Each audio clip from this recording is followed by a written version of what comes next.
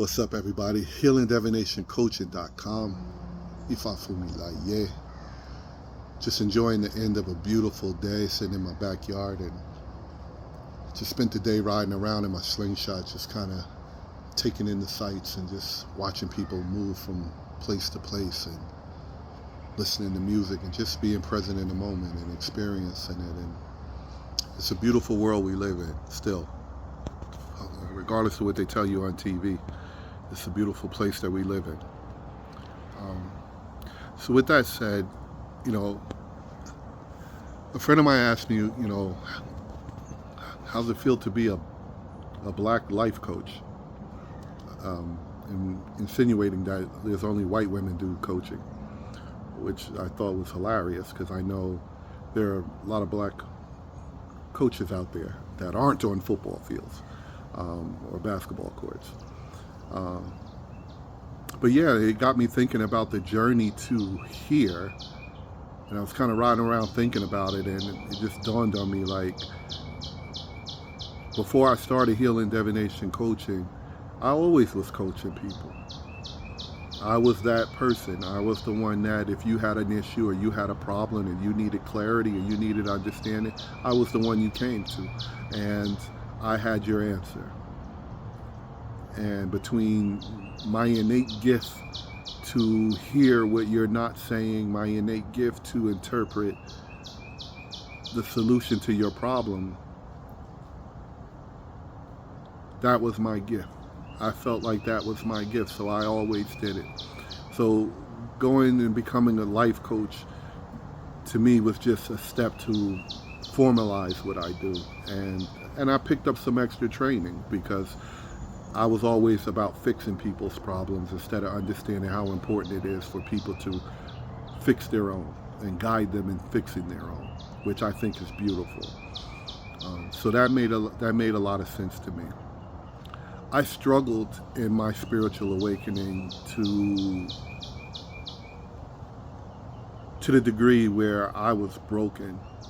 I mean, I'm not a type of man. I was born in the 70s, so I do not cry to other people for help. I do not ask for help. I suffered in silence. The only person who understood what I was going through was my woman, and that's the only person that I felt like needed to know and who supported me the best she could, despite what I was going through. When I came out of the other end of that, there was no doubt in my mind that what I had been doing my whole life was part of a greater plan of what I'm supposed to be doing. Initially, I got into this because I wanted to help other black men, because I find it hard to believe that I'm the only man from my era who needed to wake up, or who was struggling to wake up, who knew that the life I was living was not the best life I could be living, who knew that the things that I was worried about and concerned about was not important, who knew that the answer was not at the bottom of the Douce bottle, and that there was never going to be a greater weed that was going to free me from the fact that whenever I was sober, I did not like the man in the mirror. So it took me putting all that to the side and walking into that darkness that is myself and sitting in there, and man, the strongest battle you'll ever fight is the one you fight to yourself, that you fight with yourself. And I did it. And when I came out the other end, it was very clear to me the Creator wanted me to take what I learned from that and help others. So that's what Healing Divination Coaching is about. If I had to put things in perspective, everybody's suffering.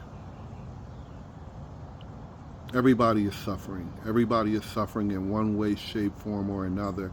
And some of us are in a position to ease that suffering or bring clarity to that suffering, and in turn help you find a solution to that suffering. It pleases me so much, especially when I see young black men who have their TikToks and they talking in an attempt to save you, to save those that are lost. That is so incredible. Not everybody's worried about whether Drake's gonna out-rap Kendrick. Not everybody's worried about whatever the fuck drizzle is. But some people realize that things are changing and that there's more. There's more to this life. So I'm proud to be a part of that journey. I'm proud to be on the front lines of that. And my coaching service is because there are people out there that's struggling. And you don't have to. You don't have to. I did it the hard way. You don't have to. So that's where I'm at. I love being a coach. I love knowing what my purpose is. I know finding the meaning. I know that I have the gift, that I have the supports of the universe. I know that there's other black men, white women, black women out there doing the same thing I'm doing, trying to wake you up and be ready for you when you decide that you no longer give a shit about who wins the NBA title because you don't get no money from it. So, God bless you all. May the Creator bless you. And when you're ready, we ready. Ashe.